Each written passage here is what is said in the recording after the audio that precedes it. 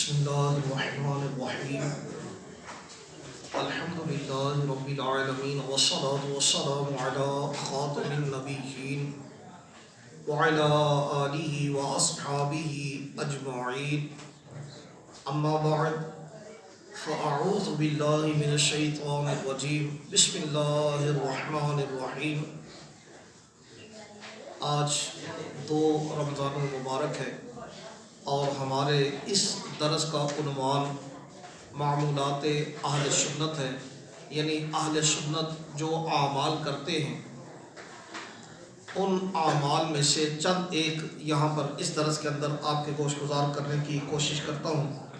اہل سنت کے معمولات میں یہ چیز شامل ہے کہ اہل سنت و جماعت اپنے آقا و مولا صلی اللہ علیہ وآلہ وسلم کو یا کے ذریعے سے ندا دیتے ہیں، یعنی یا رسول اللہ، یا حبیب اللہ. اس انداز میں اپنے نبی صلی اللہ تعالی علیہ وسلم کو پکارتے ہیں، ندا دیتے ہیں. تو شرعی طور پر یہ کیسا ہے، ایک تو اس کو دیکھتے ہیں. دوسرا، اہل سنت کے معمولات میں یہ چیز بھی شامل ہے کہ انبیاء کرام علیہم السلام اور اولیاء کرام بزرگان دین ان سے مدد طلب کرتے ہیں، استمداد و استعانت ان سے مدد طلب کرتے ہیں جب بھی کوئی مشکل پیش آتی ہے. تو چونکہ اللہ نے اپنے ان پیاروں کو بڑا مقام، بڑا مرتبہ عطا فرمایا، تو اسی مقام، اسی مرتبے کو پیش نظر رکھتے ہوئے ان اللہ والوں سے امداد طلب کرتے ہیں. تو شرعی طور پر یہ دیکھنا ہے کہ یہ کیسا ہے. اسی طرح سے وسیلہ پیش کرنا یہ بھی اہل سنت و جماعت کے معمولات میں سے ہے کہ اللہ والوں کا اللہ کی بارگاہ میں وسیلہ پیش کرنا، یا اللہ کریم تو نے اپنے ان پیاروں کو یہ مقام، یہ مرتبہ عطا فرمایا، تو ان کے صدقے سے ہماری فلاں مشکل کو حل کر دے. اس انداز میں توسل، وسیلہ پکڑنا، اس کا معمول اہل سنت کے اندر ہے.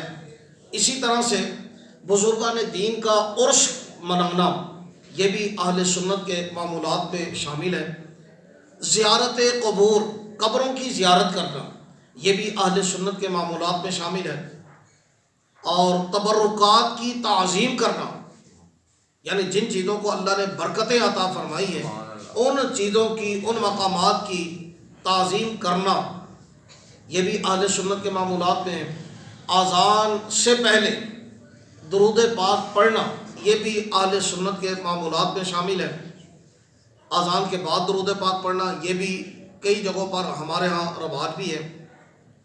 اسی طرح سے نبی پاک صلی اللہ تعالی علیہ وسلم کے نام نامی اسم گرامی کو سن کر، اس کو پڑھ کر اپنے انگوٹھے چوم کر آنکھوں سے لگانا یہ بھی اہل سنت کے معمولات میں شامل ہے. بلکہ اگر کسی میت کو دفن کرتے ہیں تو دفن کرنے کے بعد ہمارے ہاں عام طور پر آج یہ مروج ہے کہ دفن کرنے کے بعد قبر پر اذان دی جاتی ہے، یہ بھی ہمارے معمولات میں شامل ہے. یعنی پہلے اگرچہ اذان دی جاتی ہو، نہ دی جاتی ہو، لیکن اب دی جاتی ہے کہ نہیں دی جاتی، دی جا سکتی ہے یا نہیں دی جا سکتی، اس حوالے سے ہمارے معمولات کے اندر یہ شامل ہے. نماز پڑھتے ہیں، نماز پڑھنے کے بعد بلند آواز سے ہمارے ہاں مروج ہے، ہمارے معمول کے اندر یہ عام طور پر شامل ہے کہ ہم بلند آواز سے ذکر کرتے ہیں لا الہ الا اللہ 3 مرتبہ، یا جہاں کہیں کم و بیش زیادہ مرتبہ بھی ذکر کیا جاتا ہوگا. نبی پاک صلی اللہ تعالی علیہ وسلم کا میلاد منانا یہ بھی اہل سنت کے معمولات میں شامل ہے. اس طرح سے اور کئی ایک چیزیں ہیں جو اہل سنت کے معمولات کے اندر شامل ہیں. میں صرف چند ایک چیزیں ان میں سے وہ آپ کے گوش گزار کرتا ہوں. سب سے پہلے اہل سنت کا معمول آقا و مولا صلی اللہ تعالی علیہ وسلم کو ندا دینے کا، آپ صلی اللہ تعالی علیہ وسلم کو یا رسول اللہ، یا حبیب اللہ وغیرہ کہہ کر پکارنے کا جو معمول ہے. اس حوالے سے ایک سوال اس انداز میں بنا کر اس کا جواب یوں دیا جا سکتا ہے. سوال یوں بنایا جا سکتا ہے کہ کیا ہم پیارے آقا صلی اللہ تعالی علیہ وسلم کو یا رسول اللہ کہہ کر پکار سکتے ہیں یا نہیں پکار سکتے؟ اگر یہ ایک سوال بنا لیا جائے تو اس کا جواب سادہ سے انداز میں اگر دیا جائے گا تو وہ یہی دیا جائے گا کہ ہم اپنے آقا مولا صلی اللہ تعالی علیہ وسلم کو یا رسول اللہ وغیرہ قسم کے القابات کے ذریعے سے ندا دیں، یہ جائز ہے۔ اب جب جائز کہہ دیا تو دوسری طرف ایک جملہ یہ استعمال کیا جاتا ہے کہ یہ شرک تو نہیں ہے، تو اس کا جواب یہ ہے کہ یہ شرک نہیں۔ اگر جائز نہ کہتے تو پھر اس طرف لے جاتے تو ایک الگ مسئلہ ہوتا، لیکن ہم یہ کہہ رہے ہیں کہ جائز ہے اور شرک کبھی بھی جائز ہو سکتا نہیں، تو اس کا مطلب یہ ہوا کہ یہ شرک نہیں ہے۔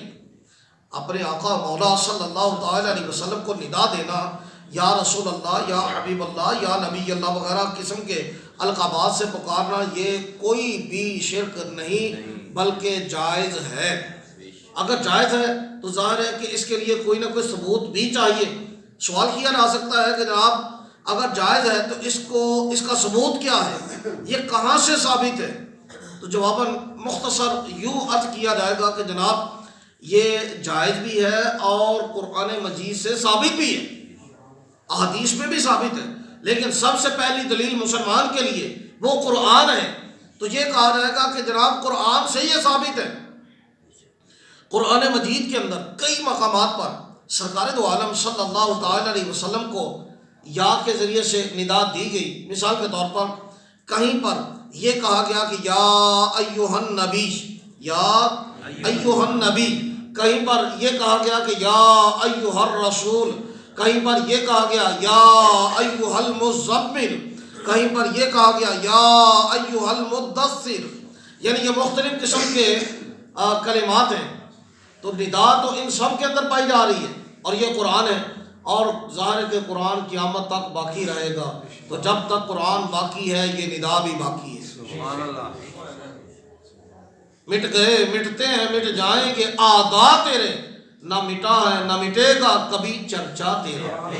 تو آپ صلی اللہ تعالی علیہ وسلم کے اعداء دشمن پہلے جو تھے وہ مٹ گئے، اب جو ہے وہ مٹ جائیں گے، لیکن سرکار صلی اللہ تعالی علیہ وسلم کا چرچا، آپ کا ذکر مٹنے والا نہیں۔ اچھا خیر، یہاں پر تو یہ ذکر کیا۔ دوسرا صحیح مسلم شریف، اس کی دوسری جلد بالکل آخر کے قریب جا کر وہاں پر یہ ذکر کیا گیا جہاں پر ہمارے آقا مولا صلی اللہ تعالی علیہ وسلم کی ہجرت کا ذکر تھا کہ ہمارے نبی صلی اللہ تعالی علیہ وسلم جب مکہ مکرمہ سے ہجرت کر کے مدینہ منورہ تشریف لائے نا، تو مدینہ منورہ کا منظر کیا تھا، میں آپ کے سامنے وہ رکھنا چاہتا ہوں کہ مدینہ شریف والوں کو منظر کیا تھا جنہوں نے نبی پاک صلی اللہ تعالی علیہ وسلم کا استقبال کیا، اور استقبال کیسے کیا، اس کا منظر کیا تھا۔ منظر یہ تھا، کیا عورتیں تھیں، کیا مرد تھے، یہ چھتوں پر چڑھ گئے، اپنے گھروں کی چھتوں پر چڑھ گئے، کیا بچے تھے، کیا غلام تھے، یہ گلیوں کے اندر بکھر گئے، اور بکھر کر یہ نعرہ لگا رہے تھے جو مسلم شریف کے اندر 2 مرتبہ ذکر کیا۔ وہاں پر یہ ذکر کیا کہ وہ یہ نعرہ لگا رہے تھے، یا محمد یا رسول اللہ، یا محمد یا رسول اللہ، یہ 2 مرتبہ مسلم شریف کے اندر یہاں پر اس مقام پر لکھا ہے۔ تو 2 مرتبہ، یعنی صحیح مسلم کتاب الزہد والرقاق یا رقائق، اور باب فی حدیث الہجرہ، اس کے تحت یہ ذکر کیا۔ حدیث کا نمبر ہے 2009۔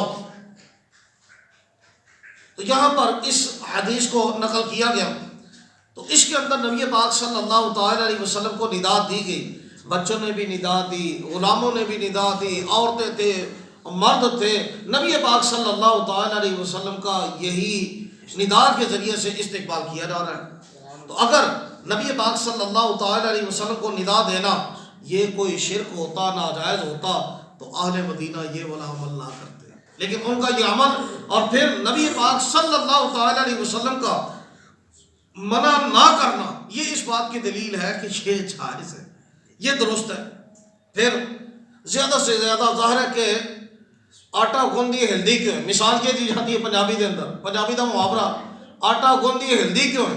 وہ اللہ دے بندے جن نے آٹا گننا انہیں ہلنا تو ہے بھائی، لیکن یہ ہے کہ کسی کو روکنا چاہتے ہیں تو بس روکنے کے لیے یہ ہے کہ نہیں جی اس کے اندر یہ مسئلہ ہے، اس کے اندر یہ ہے۔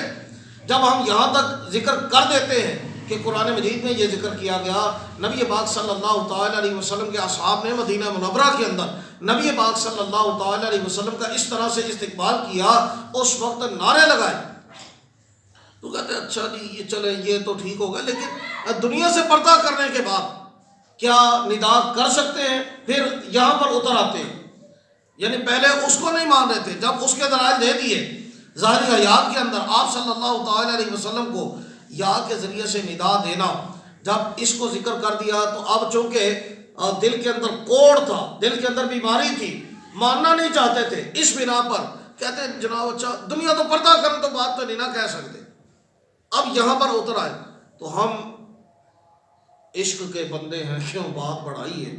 اصل مسئلہ یہ ہے کہ ہمارے پاس اس کے دلائل بھی موجود ہیں کہ نبی پاک صلی اللہ تعالیٰ علیہ وسلم کو دنیا سے پردہ کرنے کے بعد بھی یا کے ذریعے سے ندا دینا جائز ہے، اور ظاہر ہے کہ وہ لوگ بالخصوص جنہوں نے نبی پاک صلی اللہ تعالیٰ علیہ وسلم سے براہ راست دین کو سیکھا، اگر ان سے یہ ثابت ہو جائے کہ انہوں نے نبی پاک صلی اللہ تعالیٰ علیہ وسلم کے دنیا سے پردہ کرنے کے بعد بھی یا کے ذریعے سے آپ کو ندا دی، کہ پھر مننا پڑے گا کہ نبی پاک صلی اللہ تعالیٰ علیہ وسلم کی جو تعلیمات ہے اس کے اندر اس کا جواز ہی جواز ہے، اس کے ناجائز ہونے کی کوئی دلیل نہیں۔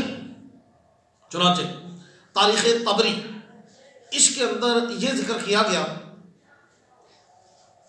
کہ صحابہ کرام رضی اللہ تعالیٰ عنہم اجمعین، حضرت سیدنا صدیق اکبر رضی اللہ تعالیٰ عنہ کا دور خلافت ہے، مسلمہ کذاب کے ساتھ جب جنگ ہوئی نا تو اس وقت مسلمان اور مرتدین یعنی جنگ یمامہ جو ہوئی تو مسلمانوں کا ایک نعرہ تھا جس کو شعار المسلمین، مسلمانوں کا شعار، مسلمانوں کی علامت شمار کیا گیا۔ فرمایا کہ اس وقت مسلمانوں کا شعار، مسلمانوں کی علامت یہ تھی کہ مسلمان یہ نعرہ لگا رہے تھے یا محمد، اس کا مطلب ہے کہ یا رسول اللہ ساڑی مدد کرو، کی معنی ہے اس کا یا رسول اللہ ساڑی مدد کرو۔ تو یہ تھا مسلمانوں کا نعرہ۔ مسلمہ کذاب کے ساتھ جو مسلمہ کذاب کے جو ماننے والے تھے ان کا یہ نعرہ نہیں تھا، اور جو نبی پاک صلی اللہ تعالیٰ علیہ وسلم کے ماننے والے تھے ان کا نعرہ یہ تھا کہ یا محمد۔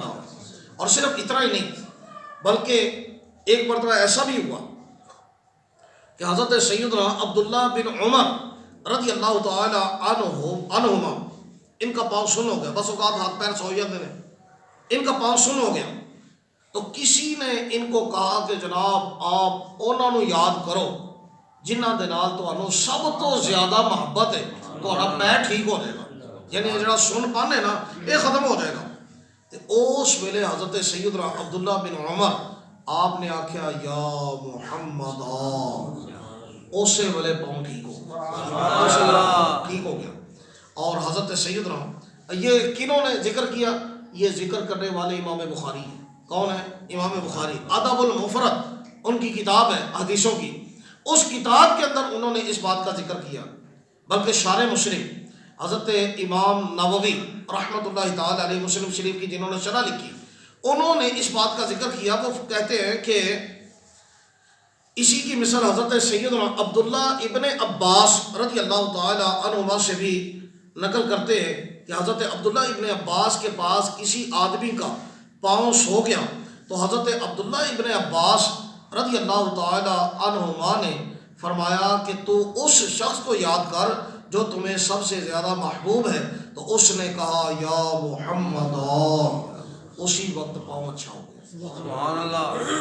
اعلیٰ حضرت امام اہل سنت مجدد دین و ملت امام احمد رضا خان علیہ رحمۃ الرحمن فتاوی رضویہ شریف کے اندر یہ ذکر کرتے ہیں، فرماتے ہیں اور یہ امر یعنی یا محمد کے ذریعے سے ندا دینا، یہ امر ان دو صحابیوں کے سوا اوروں سے بھی مروی ہوا۔ اہل مدینہ میں قدیم سے اس یعنی یا محمد کہنے کی عادت چلی آتی ہے۔ ان کی عادت کریمہ یہ تھی کہ وہ قدیم سے یہی کہتے چلے آ رہے ہیں۔ تو یہ صرف اہل سنت کے معمولات میں سے ایک معمول ہے جو اس درس کے اندر میں نے آپ کے سامنے رکھا، ورنہ یہ اور بھی معمولات میں نے یہاں پر نقل کیے، کوڈ کیے ہیں۔ تو یہ جب کبھی کتاب چھپی تو اس کے اندر مزید یہ جتنے بھی میں نے نام لیے یہ اس کے اندر آ جائیں گے، لیکن دیگ میں سے ایک دانہ بھی چکھ لیا جائے تو پتہ چل جاتا ہے ایک پکی ہے کہ کچی ہے۔